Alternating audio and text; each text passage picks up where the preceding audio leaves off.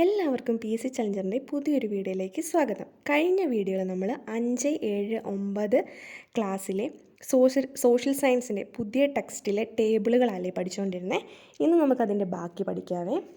ശാസ്ത്ര പുരോഗതി വസ്ത്രനിർമ്മാണ രംഗത്ത് പുതിയ യന്ത്രങ്ങളുടെ കണ്ടുപിടുത്തത്തിന് കാരണമായി. ചിത്രത്തിൽ കാണുന്ന സ്പിന്നിംഗ് ജെന്നി അത്തരത്തിലൊന്നാണ്. ജെയിംസ് ഹാർഗ്രീവ്സ് ആണ് സ്പിന്നിംഗ് ജെന്നി കണ്ടുപിടിച്ചത്. ഓർത്തു വെക്കണേ, ജെയിംസ് ഹാർഗ്രീവ്സ് ആണ് സ്പിന്നിംഗ് ജെന്നി കണ്ടുപിടിച്ചത്. കൈകൊണ്ടുള്ള നൂലുൽപാദനം അക്കാലത്തെ വസ്ത്രവ്യവസായ ആവശ്യത്തിന് തികയുമായിരുന്നില്ല. സ്പിന്നിംഗ് ജെന്നിയുടെ കണ്ടുപിടുത്തം നൂലുൽപാദനം വേഗത്തിലാക്കി. അടുത്തത് പവർലൂം. എഡ്മണ്ട് കാർട്ട്റൈറ്റ് യന്ത്രത്തറി കണ്ടുപിടിച്ചത്. യന്ത്രത്തറി എന്ന് പറഞ്ഞാൽ പവർലൂം കണ്ടുപിടിച്ചത് ആരാ? പവർലൂം കണ്ടുപിടിച്ചാൽ എഡ്മണ്ട് കാർട്ട്റൈറ്റ്. വൈദ്യുതിയുടെയോ മറ്റെന്തെങ്കിലും ഊർജ്ജ സ്രോതസ്സിൻ്റെയോ സഹായത്താലാണ് യന്ത്രത്തറി പ്രവർത്തിക്കുന്നത്. കൈത്തറിയേക്കാൾ വളരെ വേഗത്തിൽ കൂടുതൽ തുണി ഉൽപ്പാദിപ്പിക്കാൻ യന്ത്രത്തറിക്ക് കഴിയും. ഈ രണ്ട് ടേബിളിൽ നിന്ന് സ്പിന്നിംഗ് ജെന്നി കണ്ടുപിടിച്ചത് ആരാ, പവർലൂം കണ്ടുപിടിച്ച ആരാ എന്നുള്ളത് നമ്മൾ ഓർത്ത് വെച്ചാൽ മതി. സ്പിന്നിംഗ് ജെന്നി കണ്ടുപിടിച്ചത് ജെയിംസ് ഹാർഗ്രീവ്സും പവർലൂം കണ്ടുപിടിച്ചത് എഡ്മണ്ട് കാർട്ട്റൈറ്റും ആണേ. അടുത്തത് യൂറോപ്യർ. ഭൂമിയിലെ ഏഴ് വൻകരകളിലൊന്നാണ് യൂറോപ്പ്. ഈ വൻകരയിലുള്ള ജനതയെയാണ് യൂറോപ്യർ എന്ന് വിളിക്കുന്നത്. യൂറോപ്പിൽ നിന്നും കച്ചവടത്തിനായി ഇന്ത്യയിലെത്തിയവരാണ് പോർച്ചുഗീസുകാർ, ഡച്ചുകാർ, ഇംഗ്ലീഷുകാർ, ഫ്രഞ്ചുകാർ എന്നിവർ. ഇന്ത്യയെ കോളനിയാക്കി മാറ്റിയ അവർ ഇവിടെ നിന്നുള്ള അസംസ്കൃത വസ്തുക്കൾ അവരുടെ ദേശങ്ങളിലേക്ക് കൊണ്ടുപോയി. ഇക്കൂട്ടത്തിൽ ഏറ്റവും കൂടുതൽ കാലം ഇന്ത്യയെ കോളനിയാക്കി വെച്ചിരുന്നത് ഇംഗ്ലീഷുകാരാണ്. ഇതിൽ മനസ്സിലാവാത്തൊന്നുമില്ലല്ലോ, നമുക്കറിയാവുന്ന കാര്യങ്ങൾ തന്നെയാണ് അല്ലേ. അടുത്തത് വസ്ത്രനിർമ്മാണത്തിന് ഉപയോഗിക്കുന്ന നാരുകൾ. പ്രകൃതിദത്ത നാരുകൾ ജന്തുക്കളിൽ നിന്ന്, ഉദാഹരണം ചെമ്മരിയാടിൽ നിന്ന് കമ്പിളി നാരും പട്ടുനൂൽ പുഴുവിൽ നിന്ന് പട്ടിൻ്റെ നാരും നിർമ്മിക്കുന്നു. സസ്യങ്ങളിൽ നിന്നുള്ളതിന് ഉദാഹരണമാണ് പരുത്തി, ചണം. ചെടികളിൽ നിന്ന് യഥാക്രമം പരുത്തി നാരും ചെണനാരും നിർമ്മിക്കുന്നു. അത് ക്ലിയർ അല്ലേ? അടുത്ത് കൃത്രിമ നാരുകൾ. പെട്രോളിയം പോലുള്ള രാസവസ്തുക്കളിൽ നിന്നാണ് കൃത്രിമ നാരുകൾ ഉൽപ്പാദിപ്പിക്കുന്നത്. പ്രകൃതിദത്ത നാരുകളേക്കാൾ കൃത്രിമ നാരുകൾ ഉപയോഗിച്ചുള്ള തുണിത്തരങ്ങൾ ഉൽപ്പാദിപ്പിക്കുന്നതിന് പൊതുവെ ചെലവ് കുറവാണ്. പെട്ടെന്ന് ചുളിവുണ്ടാവില്ല എന്ന മേന്മയും ഇതിനുണ്ട്. ഉദാഹരണം പോളിസ്റ്റർ, നൈലോണ്, റയോണ്. പ്രകൃതിദത്ത നാരുകൾക്ക് ഉദാഹരണം എന്തൊക്കെയായിരുന്നു? ജന്തുക്കളിൽ നിന്നുള്ളതിൻ്റെ ആയിരുന്നു. ഉദാഹരണമായിരുന്നു ചെമ്മരിയാടിൽ നിന്നുള്ള ചെമ്മരിനാടിൽ നിന്ന് കമ്പിളി നാരും പട്ടുനൂൽ പുഴുവിൽ നിന്ന് പട്ടിൻ്റെ നാരും നിർമ്മിക്കുന്നു. സസ്യങ്ങളിൽ നിന്നാകുമ്പോൾ പരുത്തി, ചണം. ചെടികളിൽ നിന്ന് യഥാക്രമം പരുത്തി നാരും ചണനാരും നിർമ്മിക്കുന്നു. ഇവിടെ നമ്മൾ പറഞ്ഞ എന്താ? കൃത്രിമ നാരുകൾ അല്ലേ. കൃത്രിമ നാരുകൾക്ക് എന്തൊക്കെ ഉദാഹരണം? പോളിസ്റ്ററും നൈലോണും റയോണും. അടുത്തത് തിരുവിതാംകൂർ. തെക്കൻ കേരളത്തിലെ ഭൂരിഭാഗം പ്രദേശങ്ങളും മധ്യ കേരളത്തിലെ ചെറിയൊരു ഭാഗവും ഇന്ന് തമിഴ്നാടിൻ്റെ ഭാഗമായ കന്യാകുമാരി ജില്ലയും ഉൾപ്പെട്ട നാട്ടുരാജ്യമായിരുന്നു തിരുവിതാംകൂർ.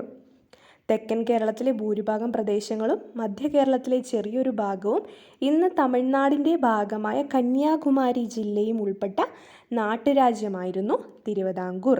18-ാം നൂറ്റാണ്ടിൻ്റെ പകുതിയോടെ അനിഴം തിരുനാൾ മാർത്താണ്ഡവർമ്മയുടെ കാലത്ത് തിരുവിതാംകൂർ നാട്ടുരാജ്യം വിസ്തൃതി പ്രാപിച്ചത്. ആരുടെ കാലത്ത് തിരുവിതാംകൂർ നാട്ടുരാജ്യം വിസ്തൃതി പ്രാപിച്ചേ? തിരുവിതാംകൂർ രാജാവായിട്ടുള്ള അനിഴം തിരുനാൾ മാർത്താണ്ഡവർമ്മയുടെ കാലത്താണ് തിരുവിതാംകൂർ നാട്ടുരാജ്യം വിസ്തൃതി പ്രാപിച്ചത്. 1956 കേരള സംസ്ഥാന രൂപീകരണത്തോടെ ഈ നാട്ടുരാജ്യം കേരള സംസ്ഥാനത്തിൻ്റെ ഭാഗമായി. ഓക്കെ അല്ലേ? അടുത്തത് മേൽമുണ്ട് സമരം. 19-ാം നൂറ്റാണ്ടിൻ്റെ തുടക്കത്തിൽ തെക്കൻ തിരുവിതാംകൂറിൽ സ്ത്രീകൾ മാറുമറയ്ക്കുന്നതിന് വേണ്ടി നടത്തിയ സമരമാണ് മേൽമുണ്ട് സമരം. 19-ാം നൂറ്റാണ്ടിൻ്റെ തുടക്കത്തിൽ തെക്കൻ തിരുവിതാംകൂറിൽ സ്ത്രീകൾ മാറുമറയ്ക്കുന്നതിന് വേണ്ടി നടത്തിയ സമരമാണ് മേൽമുണ്ട് സമരം. അക്കാലത്ത് ഉയർന്ന ജാതിയിൽപ്പെട്ടവരെന്ന് പറയപ്പെട്ട സ്ത്രീകൾക്ക് മാത്രമേ മേൽവസ്ത്രം ധരിക്കുവാനുള്ള അവകാശം ഉണ്ടായിരുന്നുള്ളൂ. താഴ്ന്ന ജാതിക്കാരായി കരുതപ്പെട്ടിരുന്ന വിഭാഗങ്ങളിലെ സ്ത്രീകൾക്ക് മേൽജാതിക്കാരുടെ മുന്നിൽ മാറുമറയ്ക്കാനുള്ള അവകാശം ഉണ്ടായിരുന്നില്ല. ഇതിനെതിരെ 19-ാം നൂറ്റാണ്ടിൻ്റെ ആദ്യഘട്ടത്തിൽ ഈ അവകാശം നേടിയെടുക്കുന്നതിനായി നടത്തിയ സമരമാണ് മേൽമുണ്ട് സമരം. അടുത്തത് സ്വദേശി പ്രസ്ഥാനം. ഇന്ത്യൻ സ്വാതന്ത്ര്യ സമരത്തിൻ്റെ ഭാഗമായി 1905 ഓഗസ്റ്റ് 7-നാണ് സ്വദേശി പ്രസ്ഥാനം ആരംഭിച്ചത്. എന്നാൽ സ്വദേശി പ്രസ്ഥാനം ആരംഭിച്ച് 1905 ഓഗസ്റ്റ് 7-ന്. ബ്രിട്ടീഷ് നിർമ്മിത വസ്തുക്കൾ ഉപേക്ഷിക്കുകയും ഇന്ത്യൻ നിർമ്മിത വസ്തുക്കളുടെ ഉൽപ്പാദനവും ഉപയോഗവും പ്രോത്സാഹിപ്പിക്കുകയും ചെയ്യുക എന്നതായിരുന്നു ഇതിൻ്റെ ലക്ഷ്യം. സ്വദേശി പ്രസ്ഥാനം ആരംഭിച്ച ഓഗസ്റ്റ് 7 ദേശീയ കൈത്തറി ദിനമായി 2015 മുതൽ ഇന്ത്യയിൽ ആചരിച്ചു വരുന്നു. ദേശീയ കൈത്തറി ദിനം എന്ന ഓഗസ്റ്റ് 7 2015 തൊട്ടാണ് ഇത് ഇന്ത്യയിൽ ആചരിച്ചു വരാൻ തുടങ്ങിയത്. അടുത്തത് ഖാദി പ്രസ്ഥാനം. 1918 ഗാന്ധിജിയുടെ നേതൃത്വത്തിൽ ഇന്ത്യയിൽ ആരംഭിച്ച പ്രസ്ഥാനമാണ് ഖാദി പ്രസ്ഥാനം. ഇന്ത്യൻ സ്വാതന്ത്ര്യ സമര ചരിത്രത്തിൽ ഖാദിക്ക് സവിശേഷമായ സ്ഥാനമുണ്ട്. ഖാദി പ്രസ്ഥാനം ശക്തമായതോടെ ഇന്ത്യൻ ഗ്രാമങ്ങളിൽ നിന്ന് ചർക്കയുടെ ശബ്ദം ഉയർന്നു. ഖാദി വസ്ത്രത്തിൻ്റെ പ്രചാരം ഇന്ത്യയിലെമ്പാടും വ്യാപകമായി. അടുത്തത് വസ്ത്രനിർമ്മാണ രംഗത്തെ തൊഴിൽ മേഖലകൾ എന്തൊക്കെയാണെന്നാണ് അവിടെ കൊടുത്തേക്കുന്നത്. വസ്ത്രാലങ്കാരം, തുന്നൽ, എംബ്രോയ്ഡറി, ഡിസൈനിങ്, ചായമുക്കൽ, നൂൽനൂൽപ്പ്, നെയ്ത്ത്. അടുത്തത് വടക്ക് നോക്കി യന്ത്രം. ദിശ അറിയുന്നതിന് ഉപയോഗിക്കുന്ന ഉപകരണമാണ് വടക്ക് നോക്കി യന്ത്രം. സ്വതന്ത്രമായി ചലിക്കുന്ന കാന്തസൂചി തെക്കുവടക്ക് ദിശയിൽ നിലകൊള്ളും എന്ന തത്വമാണ് ഈ ഉപകരണത്തിൻ്റെ അടിസ്ഥാനം. സൂചിയിൽ പ്രത്യേകമായി രേഖപ്പെടുത്തിയ അഗ്രം വടക്ക് ദിശയെ സൂചിപ്പിക്കുന്നു.